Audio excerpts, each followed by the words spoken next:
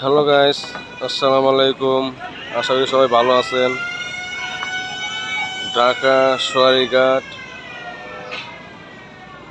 Launch ঘাটের সাথে আপনার এখানে নৌকা ঘাট, ট্রলার ঘাট। এই নৌকাতে আপনার তারা নিয়ে যাচ্ছে জিঞ্জিরা, ওইবার জিঞ্জিরা। আর এখানে ট্রলার ঘাটে এখানে এই ট্রলার যাচ্ছে আপনার কামরাঙ্গীরচর মাদুর এবং সদরঘাট।